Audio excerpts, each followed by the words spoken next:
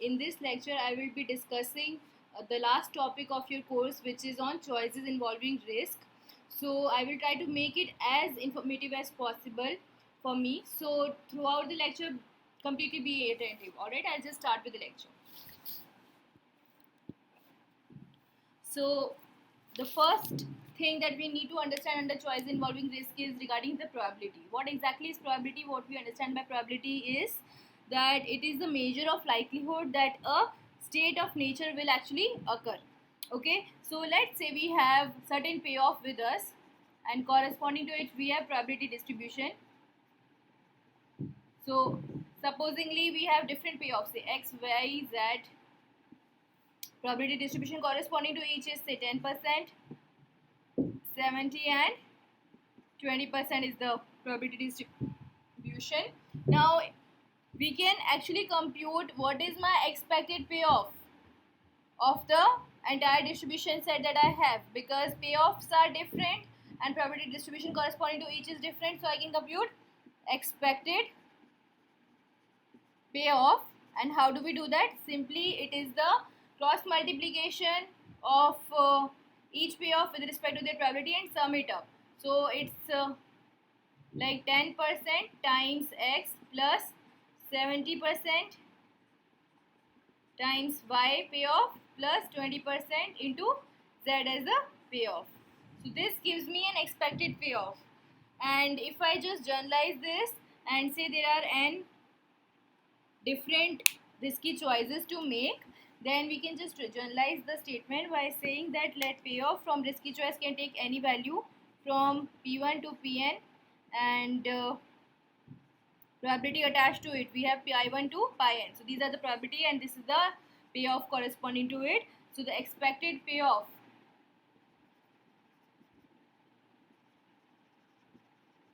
will be summation over I to n pi 2 multiplied by pi I, or I can in journal form write it like this. It's p1 pi 1 plus p2 pi 2 till pn pi n.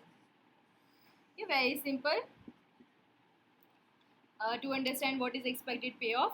Now next I will move on to risk preference.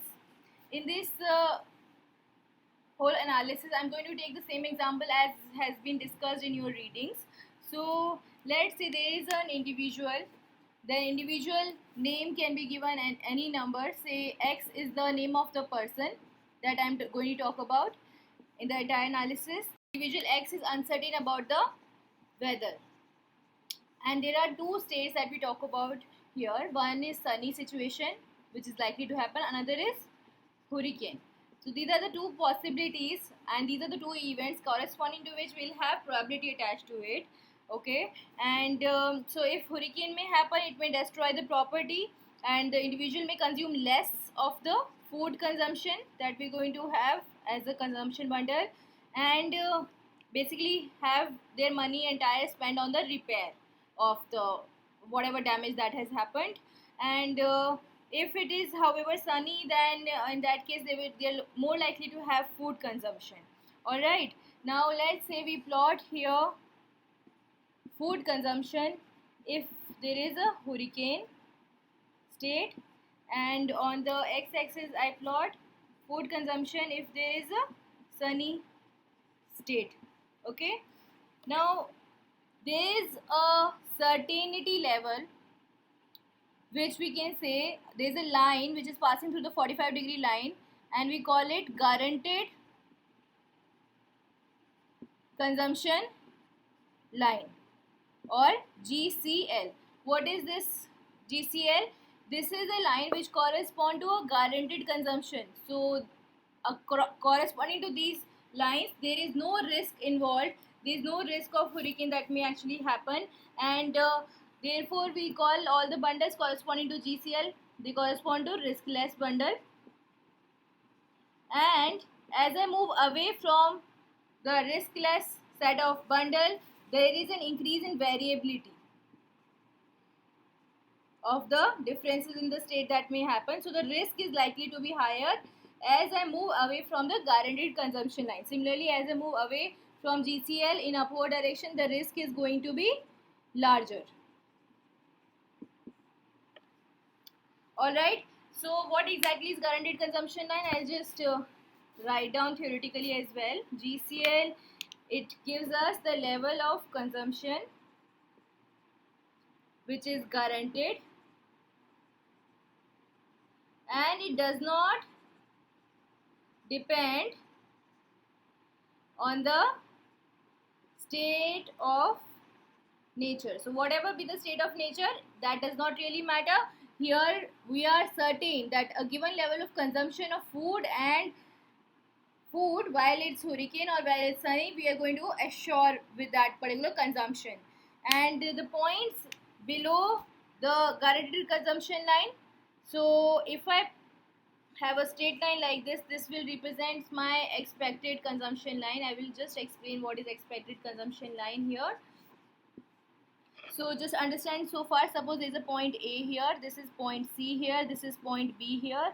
Now compared to point A at point B, can I say that point, it is a point below point A, and here the consumption of food while it's sunny is going to be larger compared to the consumption when consumption in any other situation. So definitely we understand at point B, the consumer X is going to consume more food if there is sunny. Okay, because at this point we can see this consumption of food is much larger compared to the consumption when there is hurricane.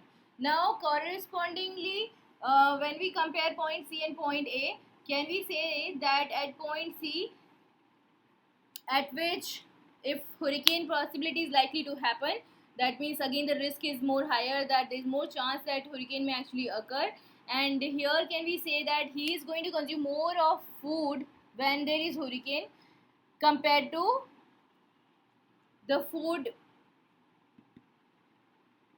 during sunny.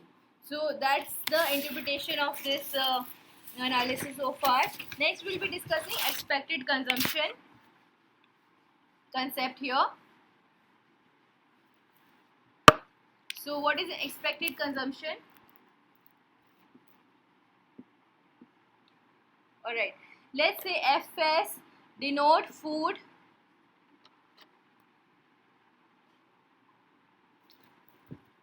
when there is sunny situation, FH denote food when there is hurricane.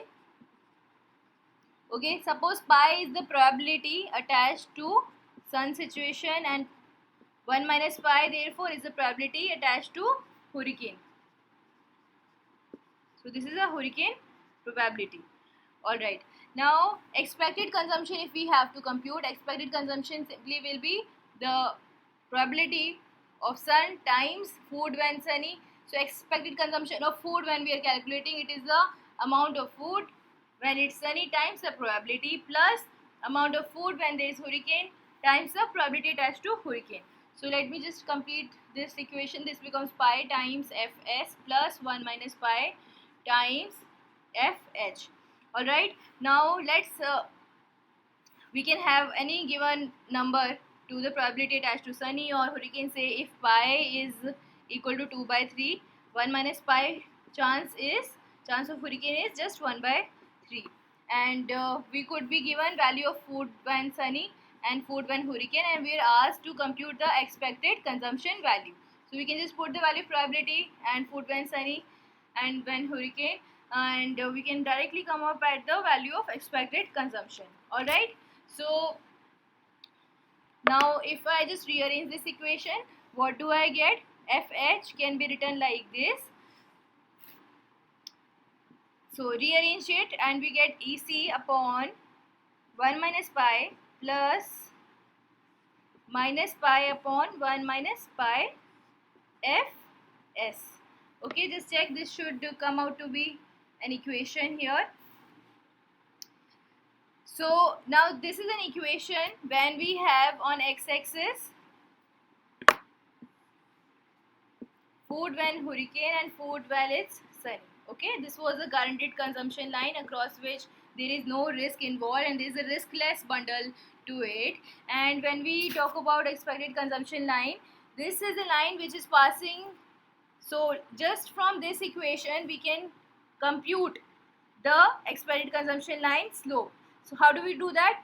This is plotted on the y-axis and fs is plotted on the x-axis. So we can just compute the slope of this equation, dy by dx, which means dfh by dfs. So compute this term and you will get the slope of this will come out to be simply dfh by dfs. It's simply minus pi upon 1 minus pi. So minus indicates it's a downward sloping curve. So the slope of expected consumption line is minus pi upon 1 minus pi. Alright, I hope this concept is clear. Now this equation implies that risky bundle with same level of expected consumption line. So risky bundle with same level of expected consumption line lie along a straight line with a slope minus pi upon 1 minus pi, and this is here, it's a constant slope, so we have constant expected consumption line. Alright, now what can we infer from this? If suppose pi increase, pi is the probability of sunny here, sun situation here. So if this probability increase, or I can say if pi increase or 1 minus pi decline. So in both the case, what is going to happen? How will the slope change? It will become more steeper.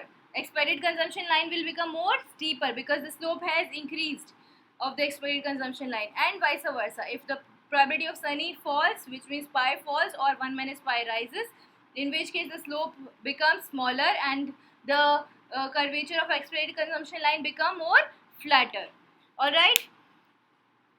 Okay, so next I will be discussing preferences and the indifference curve.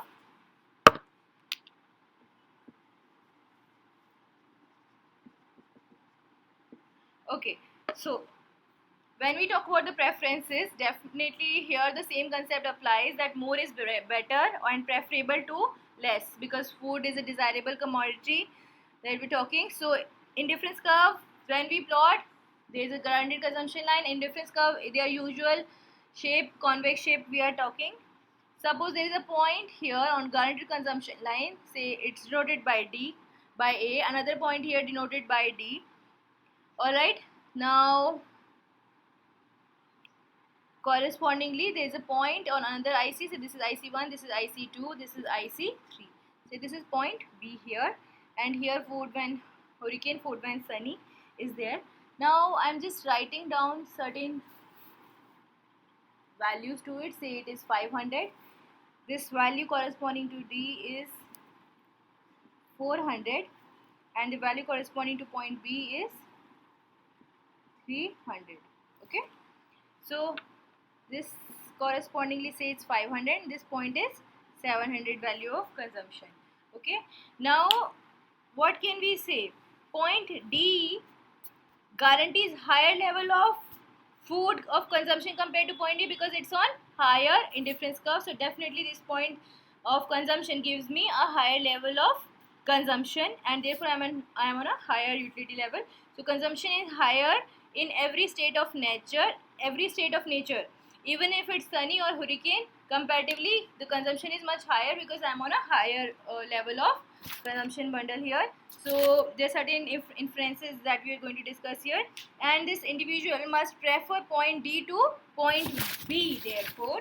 Alright, so next point is that first we assume here that more is preferable and better, and therefore we are able to say that point like B, even if whatever be the risky state of the nature of sunny or hurricane, this point bundle D definitely gives him high level of utility and must be preferable over point B.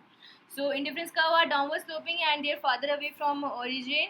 Those that are farther away from origin like this IC3, this is giving him high level of utility. Okay, now this individual prefer point. Another point that I am going to mark here, say this point is somewhere here, C. Okay, so what we can definitely infer is that this individual prefers point C to point A and is indifferent between A and D because they lie on the same level of utility level, and D is definitely preferred over B. So that's how ranking among the different unit of consumption can be made given the preferences that we have. So let's take another situation here. Now when we say that the probability of hurricane, suppose falls, so if the probability of hurricane falls, or I can say probability of sunny increases, and we know that the slope of expected consumption line was minus pi upon 1 minus pi. So which means if sunny probability increase, so the slope becomes more steeper. So initially if my expected consumption line was like this, and now if this slope becomes more steeper, so I will just plot this graph again so that it's better to understand further.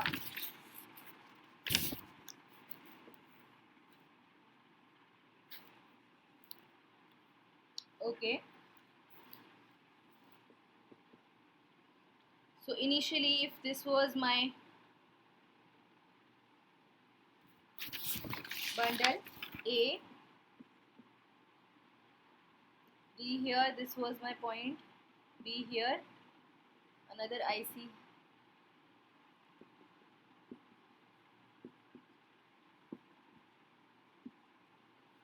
Okay, now we want to understand if probability of hurricane 1 minus pi suppose falls or pi increases. During this situation my indifference curve will also become more steeper, and if this was my indifference curve earlier, now it's going to become more steeper, so it may go something like this.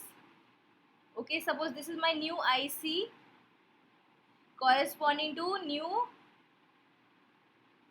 probability, so my probability will also change the curvature of my indifference curve here, and therefore we can say that the change in probability will change the slope of indifference curve. Why? Because indifference curve is simply giving us how much consumer is willing to give up food when hurricane for an additional unit of food when sunny. So this gives me the rate at which consumer is willing to give up certain unit of food when hurricane toward the food when there is a sunny situation. So therefore we can say that the probability here, the slope of the probability will also depict the nature and the curvature of my indifference curve. So if it is the case that sunny probability rises, the IC slope will become more steeper. Alright, now due to which what can we say? So this corresponding to point D, my new IC is like this, corresponding to A, my new IC will be something like this. So if this is IC prime, this is IC double prime. Can I say that utility at IC prime is much higher compared to utility at IC double prime, and therefore initially point D and A were completely preferable to each other in the sense that we were indifferent between point D and point A. Now since the probability has changed, hurricane probability is much lower now, I say point D is much more preferable to me over point D, which means my food consumption when there is sun is more desirable, even if there is a risk involved, but this bundle is more desirable than at point A. Point A correspond to a riskless bundle, so even if I am comparing a risky bundle to a riskless bundle, we just discussed that it's possible I would be preferring a risky bundle over a riskless bundle if I'm on a higher utility level. So again we have checked a case when the slopes have changed due to the change in the probability, as a result of which the curvature of IC has changed, and hence I am able to say that there is some other bundle which was earlier as good as the riskless bundle. Now the risky bundle say at point D is more desirable over consumption bundle at point A. Alright, so after this I will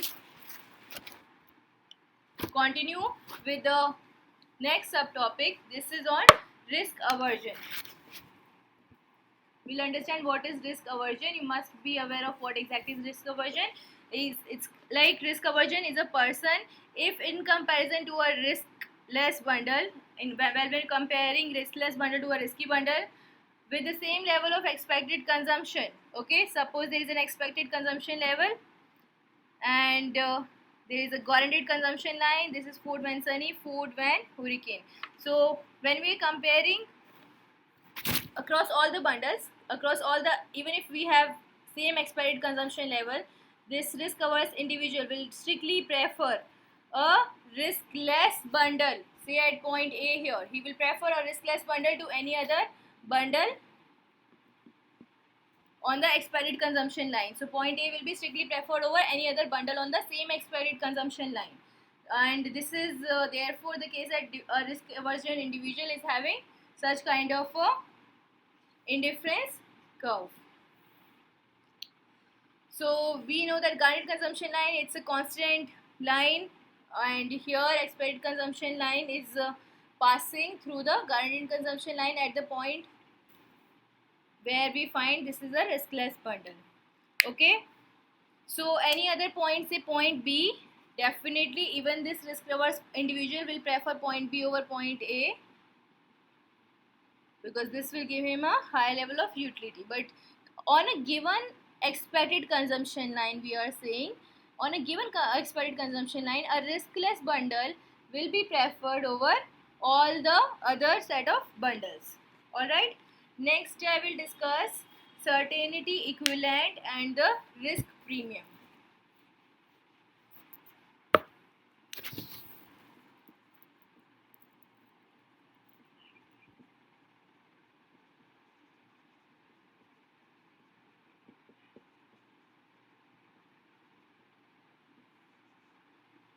Okay, so let's understand what is certainty equivalent.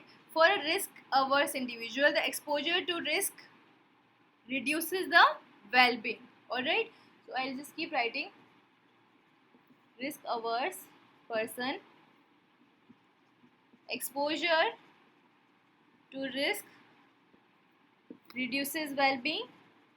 Definitely we understand that. Certainty equivalent is basically concept of a risky bundle is the amount of consumption which, if provided with certainty,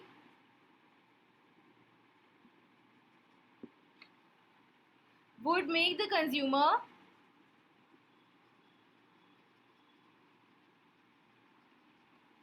equally well off. So for a risk averse individual, if he is provided a certainty that certainty for a risky bundle, then he would be equally well off, means he would be at a same level of indifference curve. Let's understand the same understanding through graph.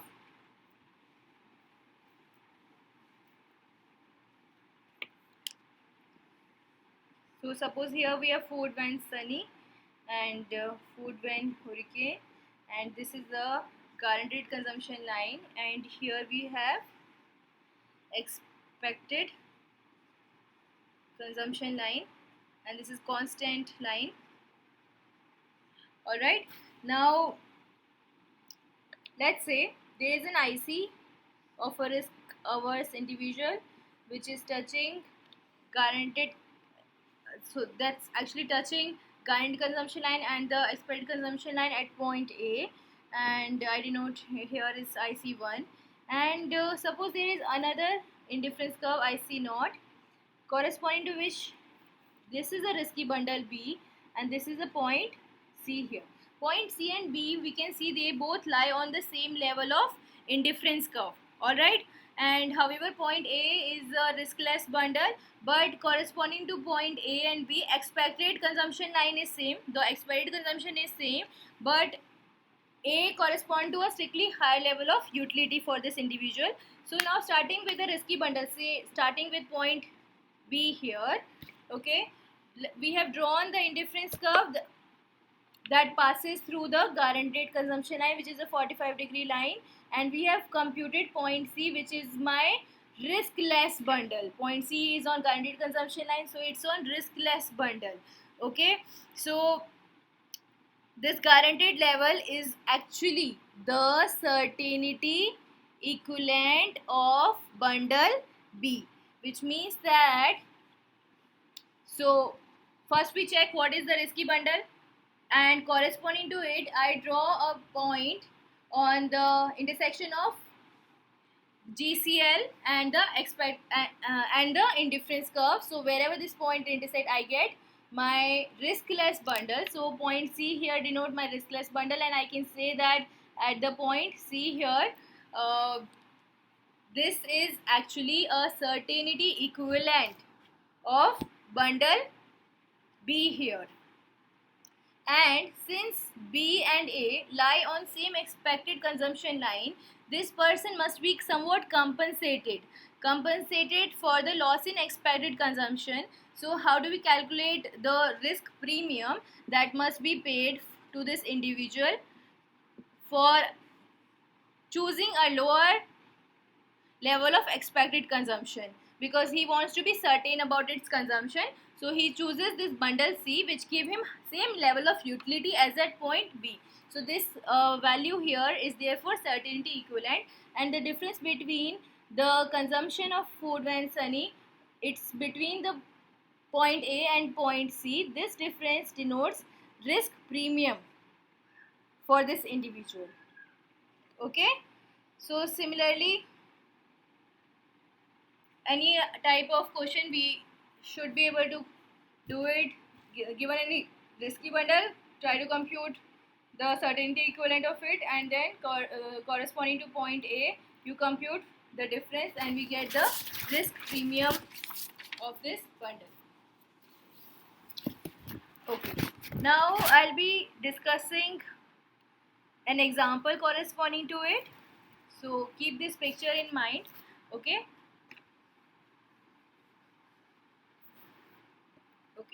Suppose indifference curve is given like this is my equation, 2 by 3 root fs plus 1 by 3 root fh.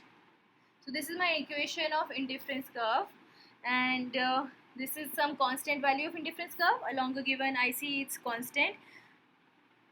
Alright, so here suppose probability of sun is 2 by 3, and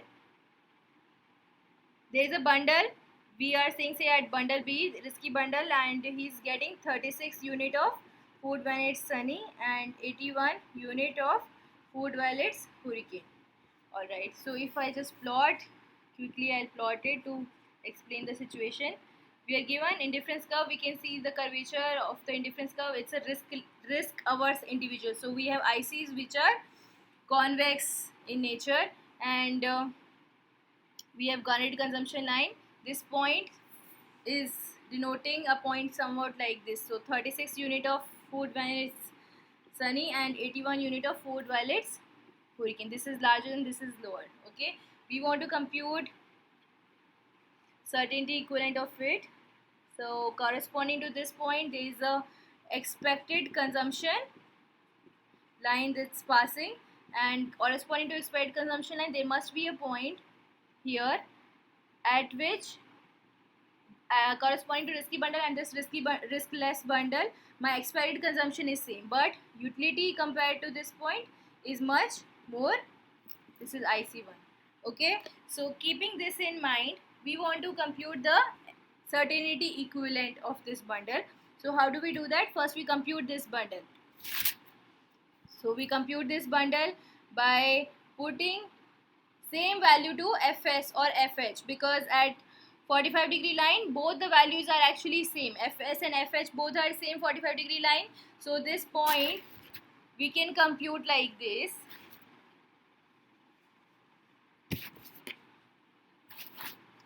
Okay, so first if we compute expected consumption line, compute the expected consumption line, how do we compute that? It's probability 2 by 3 times 36 was the food when sunny plus 1 by 3 probability, we get times 81. this is my expected consumption value. It will come out to be 51. Okay, so throughout line I know what is the value of my expected consumption. Now certainty equivalent we want to compute. How do we do that? So we find guaranteed consumption line, the point on the guaranteed consumption line. So how do we do that? Put this value of indifference curve, so 2 by 3 under root 36 plus 1 by 3 under root 81, put it equal to 2 by 3 under root, here I can say f plus 1 by 3 root f, because at the point on guaranteed consumption line the two values of food is actually the same. So I can write it like this, under root f plus 1 by 3 times under root f. Now solve this and I will get the value of food which will correspond to certainty equivalent. If you compute it, it will come out to be 49. Okay, so therefore I can say 49 is the certainty equivalent. Here certainty equivalent is 49 units, and the risk premium will be the difference between the 2 points that we just discussed. So it will be the difference between expected consumption value, it is 51 minus 49. The risk premium will be 2 units here in this case. So such questions, as you practice more, should be able to solve in a better way. Okay, so next sub-concept is the degree of risk aversion.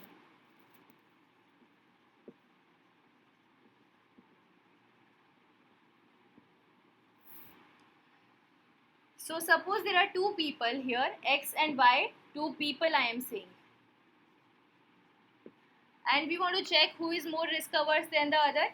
Alright, so definitely as they are risk averse individual, their ICs will be tangent to the expected consumption line. See, this is my expected consumption line and this is my guaranteed consumption line, and see, this is one of the IC of X individual, there is another IC of Y individual. So both are having their indifference curve, which is having minimum point on the riskless bundle, because that's how the property of risk averse individual is. And let's say have some other point. So here I have one point, say bundle B, here I have bundle D, and this bundle C here. Now we're going to understand the interpretation of this. So definitely neither X nor Y will trade a riskless consumption bundle at point A for a risky bundle that lie below both their IC like point B, because A is giving them strictly higher utility than at bundle B. So nobody is going to trade A for B, that is for sure. Okay, now what about bundle D? Now can we say that for bundle D, X will trade because D is giving him higher utility? At D he will be better off in terms of his indifference curve, but not for Y. For Y, D bundle is lying below his IC. So point A strictly is preferred to D for Y individual, Y person, and it's vice versa. So D is preferred over bundle A for X person. So X will prefer but Y will not prefer. Alright, now next we can say that Y is more risk averse. Y individual therefore is more risk averse than A, because compared to X he is being more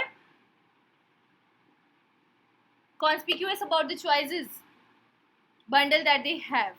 So as Y's IC lies above X IC at all the points here, we can say Y is more risk averse individual, and since X is willing to take on a wider range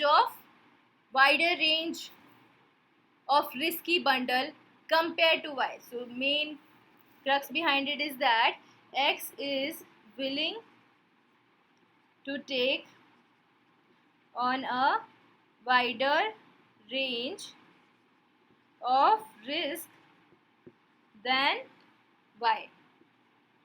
So compared to Y, X is going to take more risky bundle. His choice set will include more of risky bundle compared to Y, and therefore X is less risk averse compared to Y. And when we compute certainty equivalent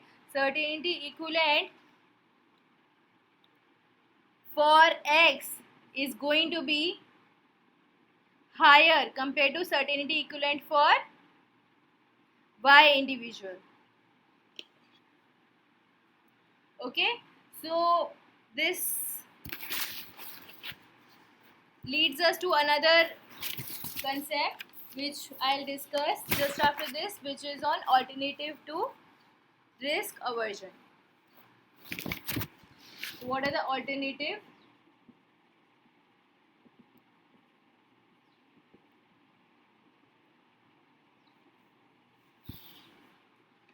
Okay, first we'll talk about risk lover.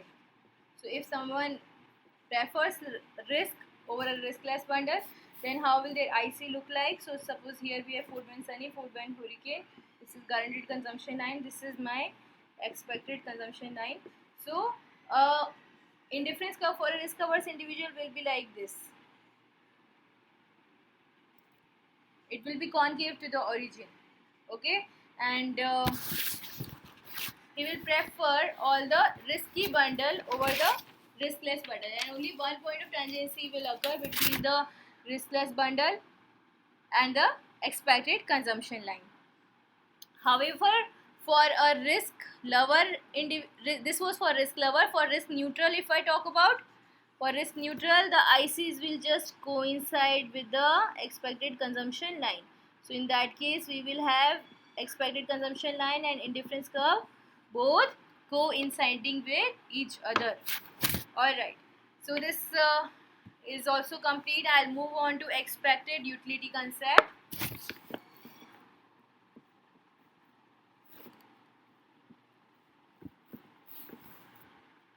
Okay, so here we assume that benefits the individual X person gets from food depends only on the amount they choose to eat. So as more they eat, the more the benefit they are going to get. So there is a function, say WF represents the benefit welfare function. So expected utility we are going to compute. So we are discussing utility in terms of the benefit that they are going to get. Okay, now suppose when we have Sunny situation, then he gets Fs as the amount of food and benefit as defined by welfare function of, it's a function of Foodman Sunny. And if there is Hurricane situation, then he's getting FH as the consumption and this benefit as representation of utility when his consumption is from food.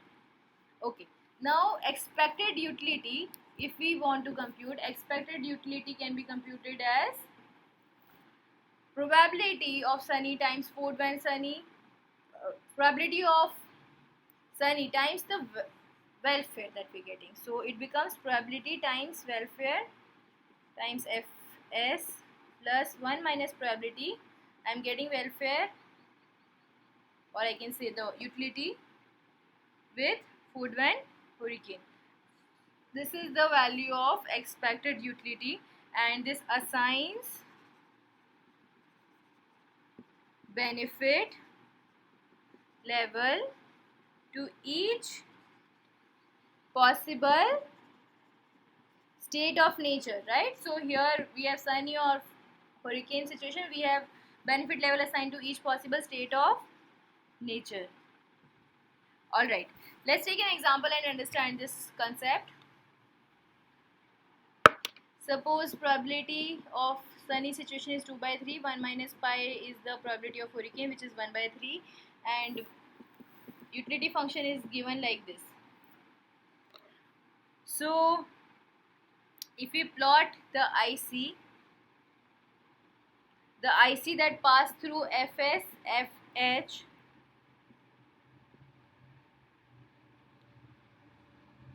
it's given to us, all of it that I'm discussing, it's given to us that this is the probability of food when sunny, welfare function is given, and we are given that IC that passed through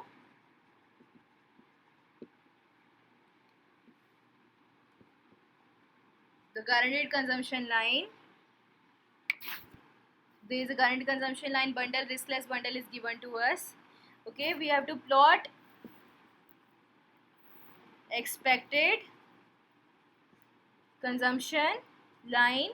We have to plot this expected consumption line that pass through the same point and check if this individual is risk averse or risk lover. We have to actually identify the curvature of the indifference curve. So how do we do that? We can compute expected utility. So expected utility can be computed like this.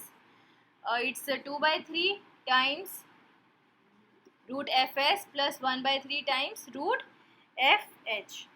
So I know the point which is a riskless bundle. I don't know the risky bundle right now. So the riskless bundle at 400 I know.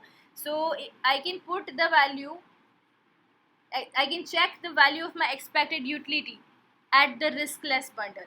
So expected utility at the riskless bundle will become utility at 400, and 400 I am computing. This becomes 2 by 3 times root 400 plus 1 by 3 times root 400, and this will bring me 20 as the answer utility. And now I can put, I know a given utility level at 20. So now that I have arrived at a utility level throughout the IC, we want to understand what is the curvature of this IC. So after computing the utility level, I can put it equal to my actual expected utility function.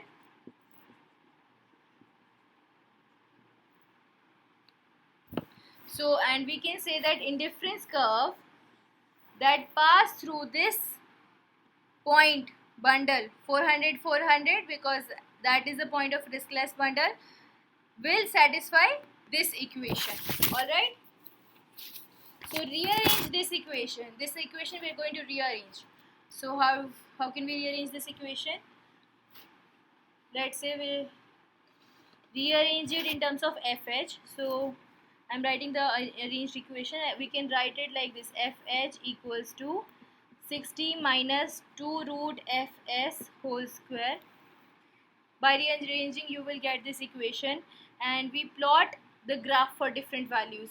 So in a sense that we have with us guaranteed consumption line, there is a bundle 400 400 that we are aware of. Okay, and we have to compute expected consumption line. Alright, and we have to understand the curvature of my curve. How can we do that? I have this equation, and I know that my expected utility function, it passes through this line, this particular graph. So if you plot this, we are going to plot this, and you just put different value of fs and we'll get different value of fh. I will put the final values. If you keep putting different value of fs and get fh, it will be something like this. So if you just connect the dots, it's going to be a convex shape indifference curve. Just try to put the values and we'll get a convex shape indifference curve from here. And we want to check that definitely the point here on the constant expected consumption line will pass through my bundle, riskless bundle, and that satisfies the equation of expected consumption line. What is that equation of expected consumption line? It's 2 by 3 probability times fs plus 1 by 3 probability times fh, and this is equal to the value here. At this point I have 400 value, so this is equal to 400, and I can rearrange this equation. I can get value of FH as 1200 minus 2FS, and this gives me the equation of expected consumption line. And since the IC is concave for a risk averse individual, and here specifically in this particular formation it is convex to origin, so therefore we can say this individual is a risk averse individual. So this person is a risk averse individual. All right.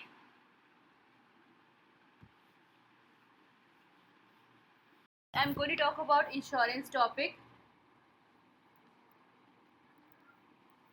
What exactly is insurance? We all understand insurance as actually a policy,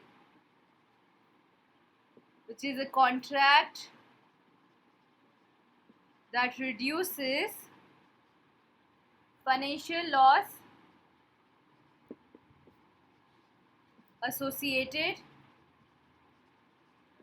with some risky event. So an insurance actually reduces our financial loss. Now, for example, purchaser of an insurance places a bet that M is given as the size of premium that this insurance is paying to the insurance companies. B reflects the size of promised benefit. Alright, now after paying M, which is the size of premium, policyholder receives B as a benefit if loss occurs. So if there is a loss or the event of loss actually occurs, then net gain for this individual would be the benefit that I get minus the size of premium paid. Benefit minus M becomes the net gain. And however, if there is no loss being incurred, if there is no such event of loss occurring, then what is my loss is to the extent of M amount of premium that we end up paying. Alright, net payoff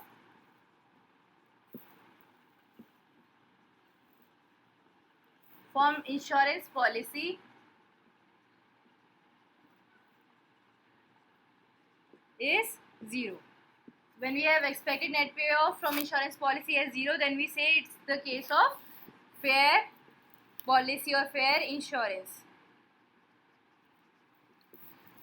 While usually it is the case that premium charged is greater than the promised benefit, because there are other cost of operations involved for the insurance company, so it is usually less than fair insurance that's playing into the picture. Now, mathematical expression of fair insurance can be that you take the probability of avoiding risk, probability of avoiding loss, in which case the event has not really occurred, but we have prevented, insured us against the possibility of a loss. 1 minus pi denote the probability of sustaining loss, meaning the loss has actually occurred and we are sustaining that. So in case the event has not occurred, how much loss have we faced? It's minus M, which is the premium paid, plus 1 minus pi times sustaining loss. Then in that case the event has occurred and I am getting benefit of B minus M. So this is my expected benefit from a fair insurance, and in case of fair insurance, expected benefit is taken to be equal to 0. If we just solve this equation, what do we get? Solving this will lead us to M equals to 1 minus pi times B as the benefit. M is the amount of premium, B is the amount of benefit. So this is the equation for fair insurance. But in reality we get premium, we have M greater than 1 minus pi times B. That's usually the case. Alright, so next we'll understand insurance case in the same example that we have been discussing. Now for example, assuming pi of pi here denotes the probability of sunny situation, so 2 by 3 is the probability, and this individual, say we call this person as Jimmy just to differentiate any variable. So I'm saying that Jimmy is suppose earning 500 and would like to spend either on food as much as possible, and if it is sunny then he's spending entire income on food and getting food when it's sunny. So let's plot this equation. This is Fs, this is Fh. I have expected consumption line. This is guaranteed consumption line, and here we have indifference curve. So this is point of riskless bundle. A bundle here denotes a risky bundle, and corresponding to A is my consumption of 500 unit of food when it's sunny, and I'm getting 200 unit of food when it's hurricane. So at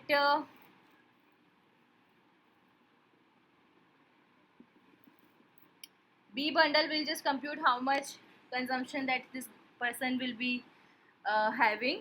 So far I hope it's clear. When we are saying 200 is the consumption, that means 300 is the damage due to hurricane. So when 300 is taken to be as damage, I ultimately get 200 for consumption when there is a hurricane situation. Now we will discuss if it is the case that he starts from a risky bundle, this person can protect himself from the risk by purchasing an insurance and will reach anywhere between A to B. So anywhere between A to B can be reached by taking a insurance. When he takes full insurance, means complete risk averse person will choose a point B and will make sure that he is consuming at point B here, and anywhere less than full insurance will lead him to a point anywhere between A and B. Alright, so if this person is risk averse, will choose point B. This we have understood. So in order to compute this bundle B here, what do? We take the value of expected consumption at point A. What is the value of expected consumption at point A? Let's compute this. This is 2 by 3 times 500 consumption plus 1 by 3 times 200 consumption. This is equal to the expected consumption at this point, because at A and B expected consumption is same. So I'm writing expected consumption at A, and this is put equal to expected consumption at B, which is equal to 2 by 3 times Fs plus 1 by 3 times Fs. So Fs and Fh are equal at point B. So I'm putting it equal already. Now having done that, we can compute value of Fs equal to Fh will come out to be equal to 400. So after taking insurance, this person is getting 400 as a consumption bundle. Now we had computed in case of fair insurance, where complete risk averse individual is able to get a riskless bundle, and in fair insurance we had computed that M equals to 1 minus pi times B. So here pi is 2 by 3, 1 minus pi is 1 by. We know that for fair insurance M equals to B times 1 minus pi, and when we know the benefit he is getting is 300, because this is full insurance, so 200 was my consumption when hurricane had occurred. Add to it 300 as a benefit because I have insured fully, so I am getting benefit of 300, out of which we will check how much money payment I am making, and then finally this will become the point of my final consumption. So from fair insurance, I know money payment premium equals to benefit times 1 minus pi. Pi is 2 by 3, so this is 300 times 1 by 3. So this value becomes 100. So money payment here becomes 100. So this value is coming like this. So 200 is my consumption, and then to this I add 300 my benefit, minus I make a payment of premium, which is M here, and this gives me 400 as the level of consumption. So that's how we are getting this point here. Alright, and if we want to check a situation in which this person goes for, Jimmy goes for a less than fair insurance, then we'll have a point somewhere between. Let's move to another case of partial insurance.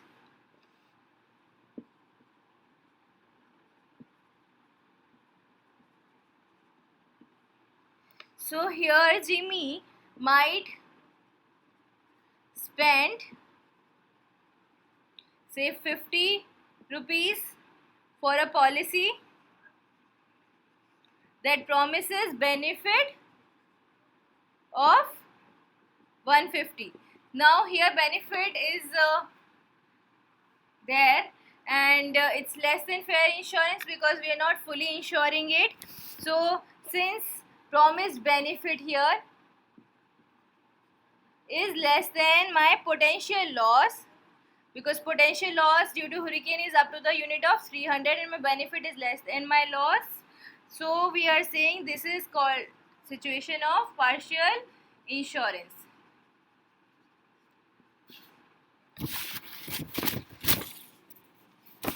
Alright, so with partial insurance, this Jimmy's consumption depends on the weather.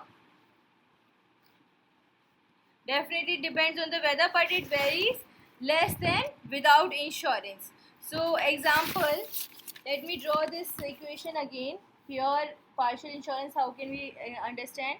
So given this is my expected consumption line, this is my guaranteed consumption line, and here is the point A. This is, let's have symmetry. This is point B, this is point A, and somewhere in between is my point C. Okay, this was 500, this is 400 value, and this is 450, and here it is 400. This point was 200. Okay, we'll compute this value C.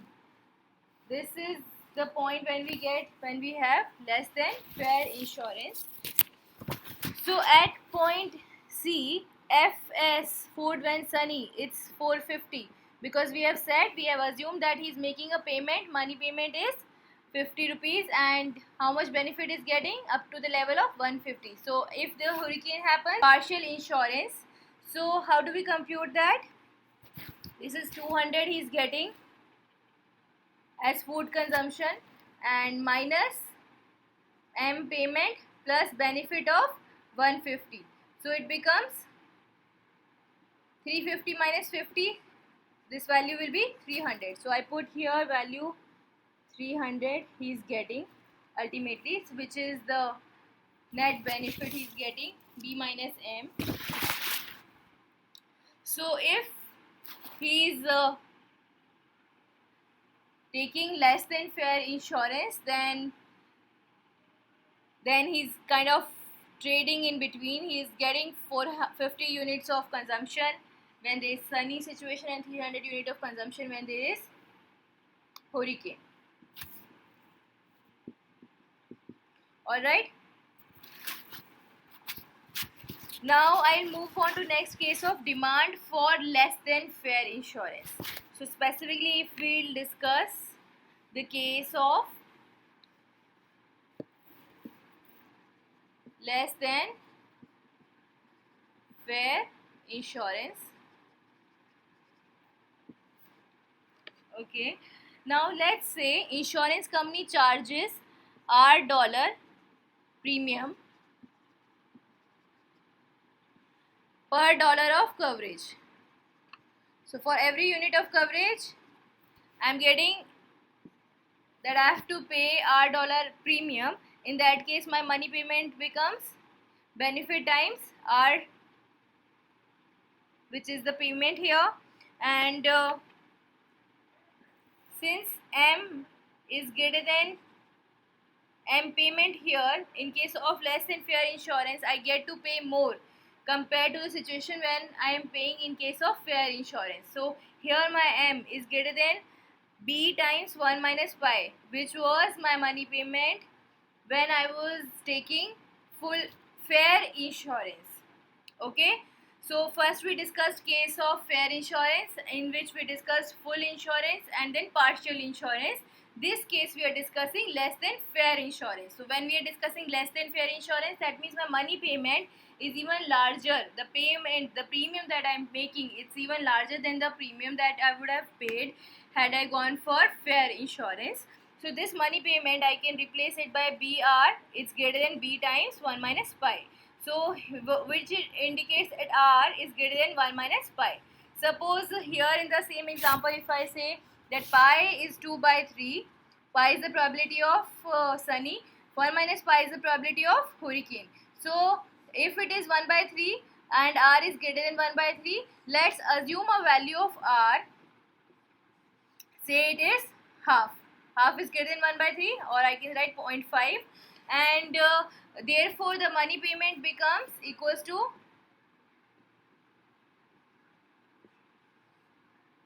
exactly half of the benefit. Now moving on, we will understand by how much will he gain if I am reducing the consumption from hurricane to increasing the consumption when there is sunny situation. In that case, we can say if Jimmy increases benefit by $1, consumption fall by $R if it's sunny. So how much do I have to pay if it's sunny? It's $R, and consumption increase by how much? M minus benefit. So benefit, we are saying it becomes B times R. B is increasing by 1. So increase in consumption is by 1 minus R dollar if there is a hurricane. So the rate of exchange between the two type of consumption, it becomes minus 1 plus minus R upon R. So this much unit of consumption I have to give up in case of hurricane for additional unit of consumption when there is a sunny situation. Now we know R, we have taken it to be half. So just put the value of half here and it becomes, check, so it becomes half. So the slope here becomes equals to minus 1.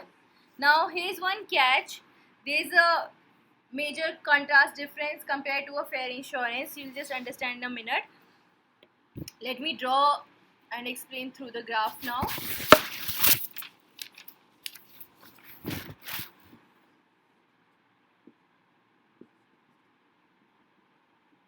Okay, so here we have guaranteed consumption line, here we have expected consumption line. Alright, and so initially, what is the slope of expected consumption line?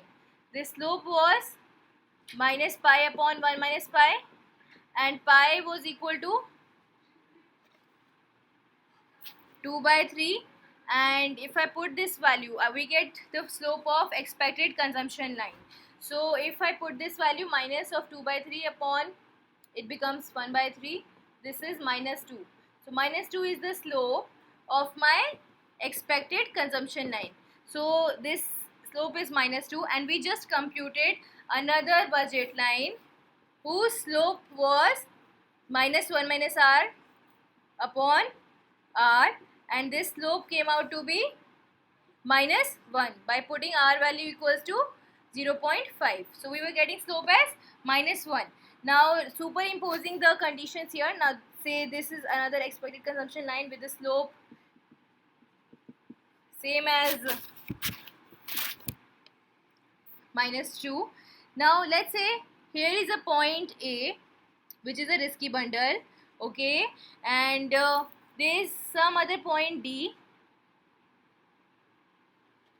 on expected consumption line. So here the budget line slope becomes more flatter. Expected consumption line slope is -2. In case of less than fair insurance, we have computed what is the rate of my exchange between the two different food when there is hurricane and when there is sunny situation. The rate of exchange changes in case of less than fair insurance, and so this leads me to another analysis that, for example, if a bundle is here, then the line becomes more flatter relatively.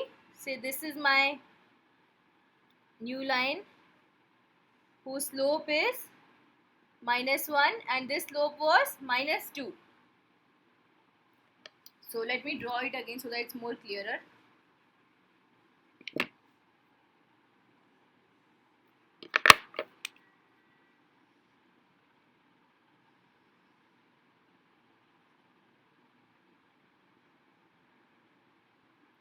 Okay, so this is A bundle, this is D bundle here. Alright, and at A I was consuming how much? 500 unit of food, and this was 200 unit of food when there is a hurricane. And at D bundle here, how much are we consuming? So when I go for a full insurance, in case of less than fair insurance policy, if I go for full insurance, how much am I getting? So I make a payment of 50 and get the benefit of 100. So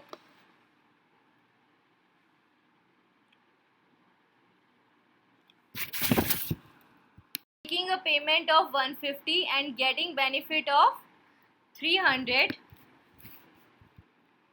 In that case, I can compute the point D here. So 500 minus 150, it becomes 350 is my consumption when there is sunny situation and I fully insure for it, and point 350 here, and so this is a riskless for bundle corresponding to 45-degree line. So this bundle is also 350 here.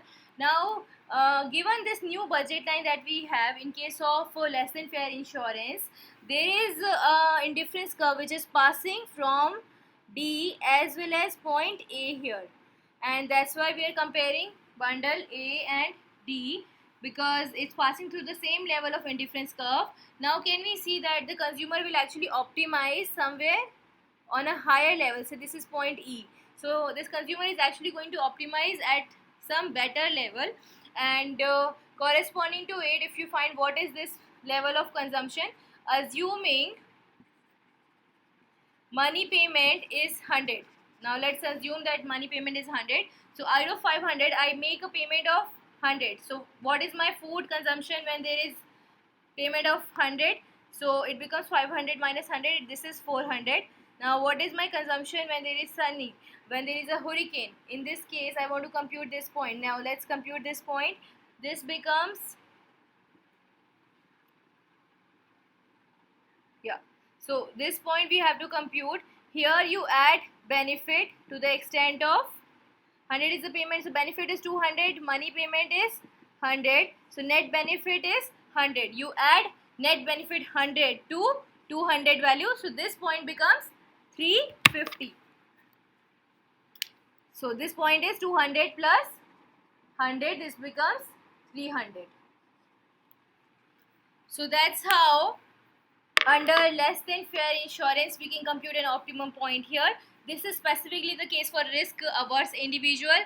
Now if we talk about the case of risk neutral individual, then the IC will actually coincide with this budget line. So it may not be the case that this individual will go for full insurance or may not buy insurance at all, and point A can be the best choice for this individual because he's a risk neutral person.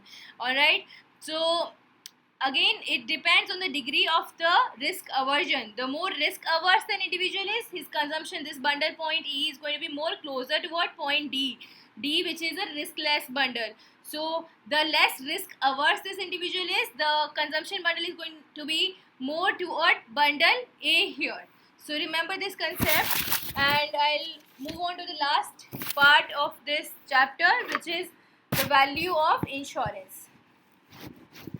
It's the course of Intermediate Microeconomics semester 3. This is precisely the course of the university that I have been discussing so far. So in any case, students from across the universities can go through this course. It was very comprehensive set of readings which will be helpful for all you, even if you want to prepare for NET exams in future or master's preparation that you want to go for. It should be helpful. So if there's any confusion, any doubts anywhere, you may just post your doubt in the comments, and that will be quite helpful. So thank you all. If you like the video, please do subscribe and like it. Thank you so much.